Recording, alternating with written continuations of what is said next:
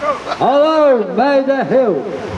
We're here 50 years on to the minute from the moment we were rehoused by the GLC, and we placed the sheriff, under-sheriff and the GLC and the police at 12 noon outside number 19 Elgin Avenue, West 9, just down there. And we won! They rehoused everybody in the street. And we'll talk about how that happened, but right now I would say there's big differences between then and now. The main thing now is you can be what you want. So I'm identifying as 28 years old today, because that was how old I was outside the barricade. Yeah, I still am. You haven't changed. Okay. We were there for 3 years, and the GLC had been refusing to talk to us, but the important thing is, because we resisted, we won. And we'll talk about more of that in a second.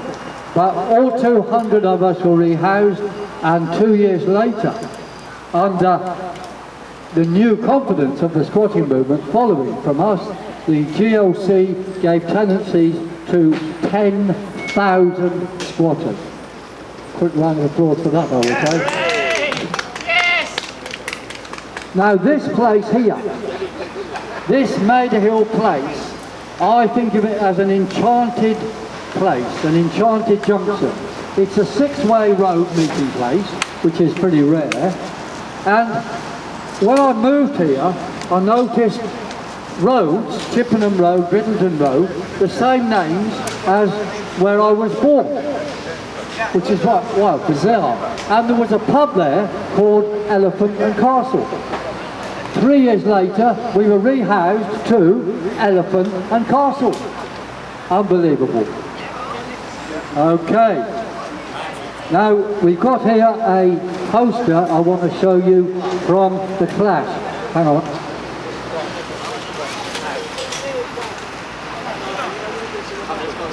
Signed by Mr. Strummer himself.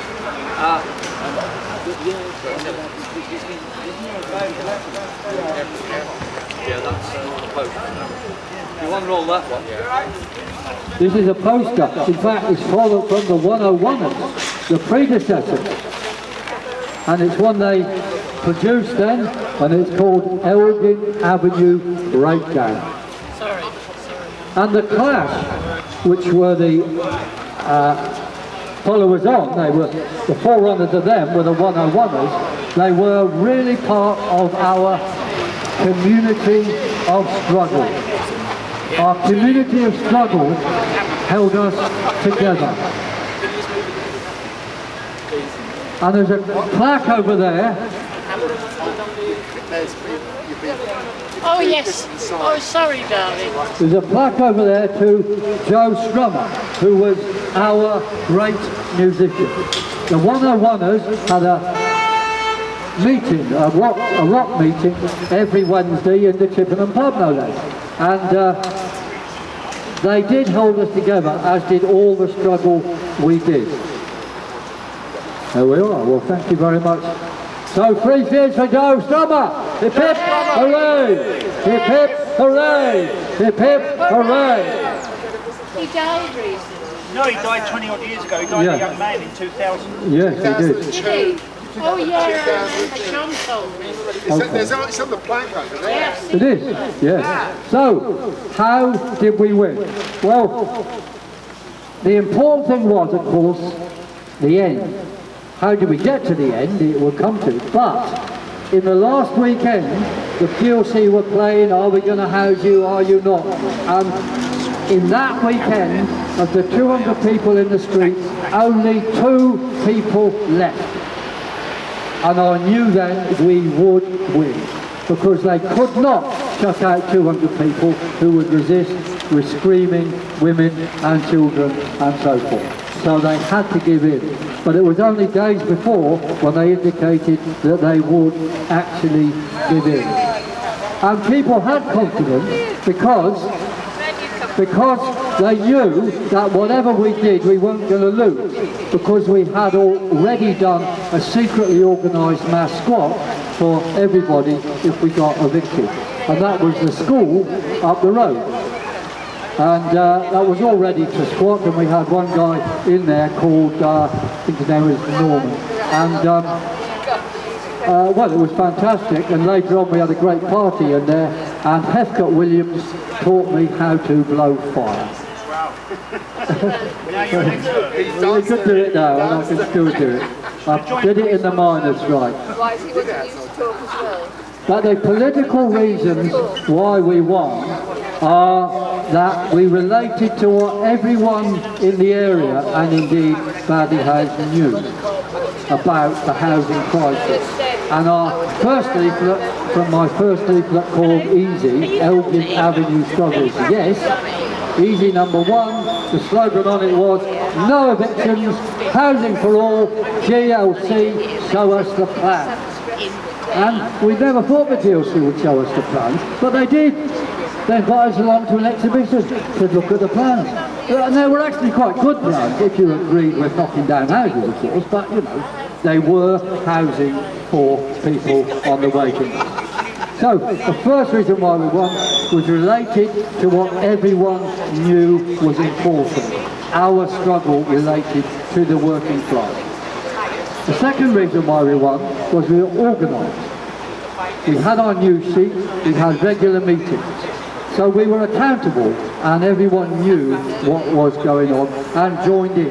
And we did amazing resistances, such as when they came to cut off our gas, they dug holes, and when they went to lunch, we filled in the holes. And when they tried to cut off our electricity, again we, did all sorts of resistance. Eventually, Tony then, in Parliament, said that the London Electricity Board cannot choose the people who it supplies because of their tenure. And then the GLC and the Electricity Board apologised to us, and they came to Paddington Law Centre up the road and said they were sorry, which was fantastic. And we won the right of everybody in the country to buy electricity if they wanted it, wherever they were, irrespective of their tenure. And the third reason why we won was we were prepared to carry our struggle to its logical conclusion, meaning we were prepared to defy the law. That's why we won. Had we not been prepared to defy the law, we would have gone, we would have ended. So those three things relate to the world, organised democratically, and be prepared to resist all the way. And there was a tremendous vibe in the street towards the end. We called it Steel Elgin, and we built corrugated iron all down the road, with crenellations on it places. Yes, and then I wrote on it, we won, you should fight them too, later.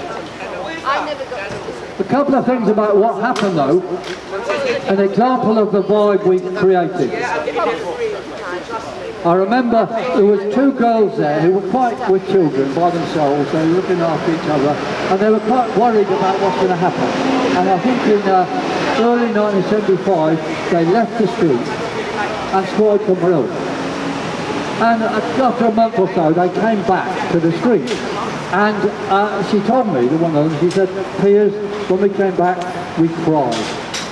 I said, why did you cry? She said, because we knew if we came back to Elgin, there would always be somebody to look after us. We would always get support.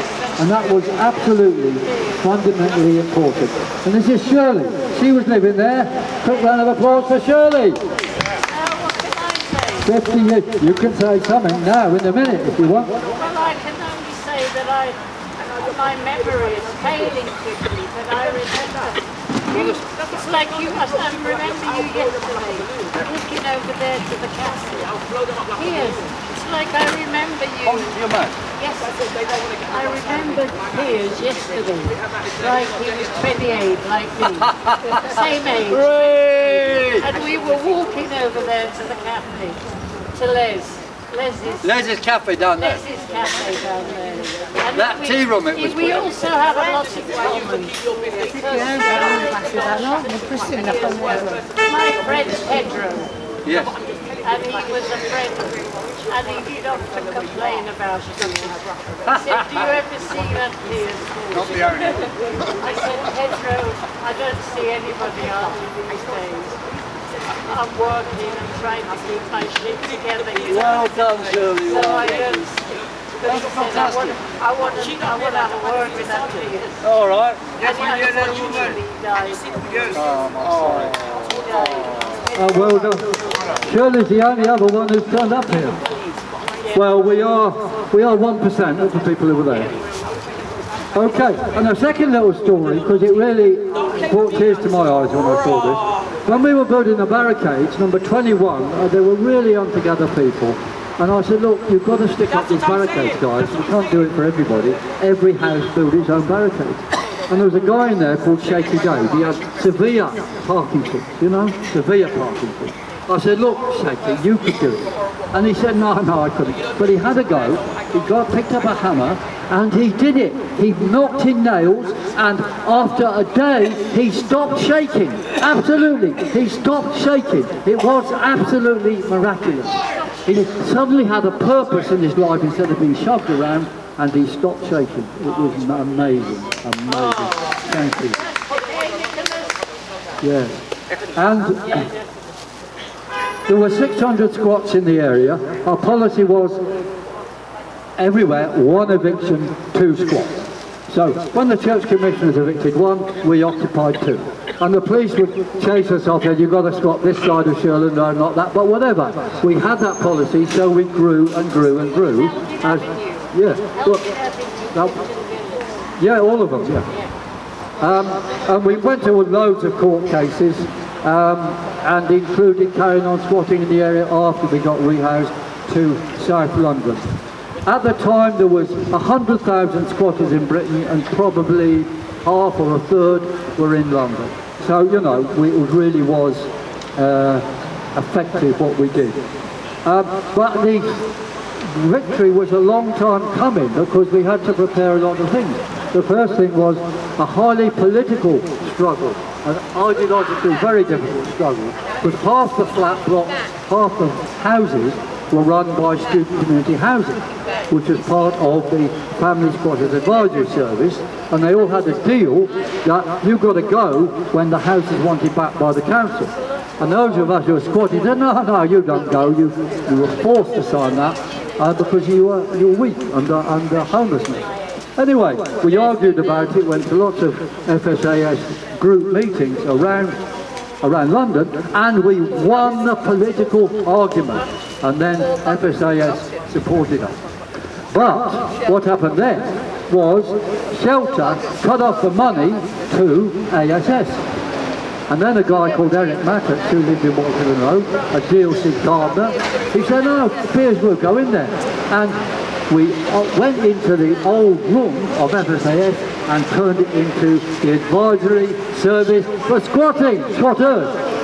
Thank you. So well done, ASS. It's still going on. And here we have Martin, who's kind of from there, but he was there. And I want to remember another guy, John Cadet, who subsequently went to Thailand, but he was a fantastic guy. I don't know if you knew it, but he was so clear. His thinking on things was so clear, and he was always very supportive. So, all right, better finish this tip. Well, we'll put David Watkinson on in a second. Yeah, sorry, be quiet. Okay. 2 things happened just before we were able to win.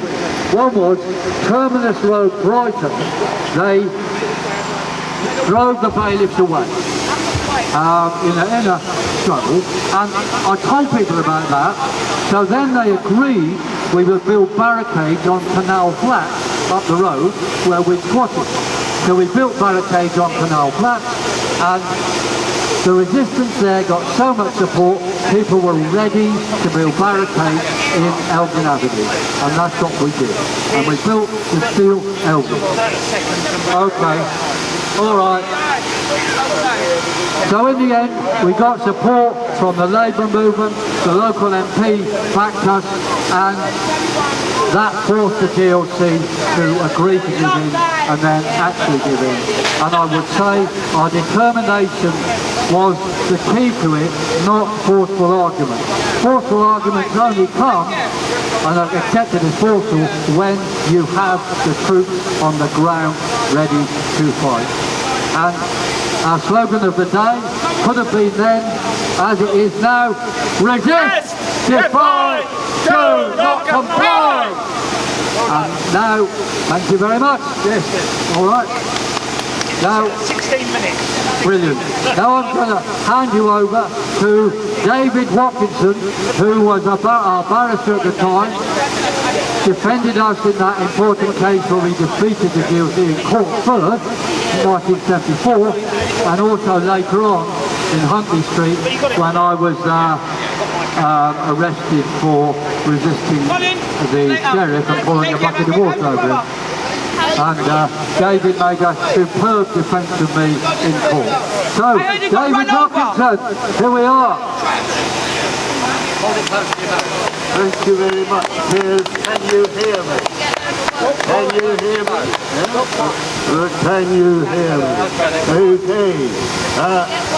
Well, it's just over 10 years now since I hung up my wig and stopped practicing as a barrister after 40 years.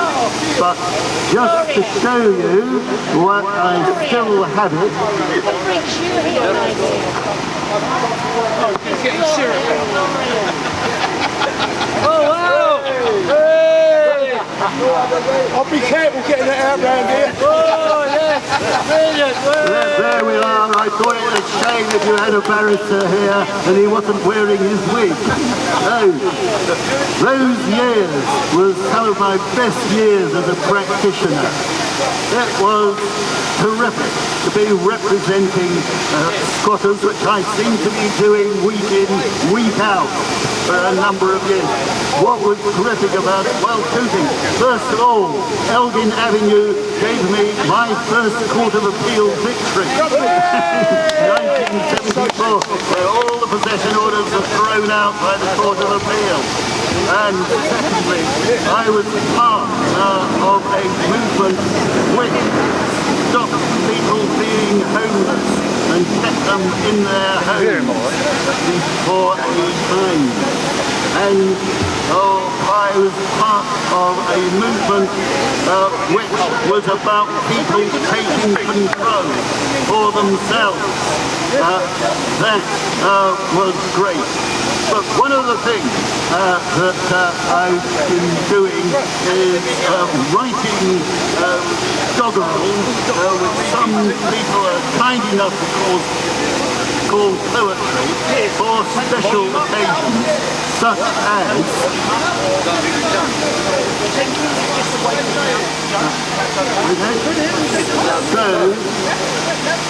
balls for technical readjustment. In fact, that's enough of this. Put that away for now. Right. That's a lovely simile, I use that. Are we done yet? You hold it close to your neck. Right. Okay, can you hear me now? Excellent. Right. So I have written a poem for this occasion.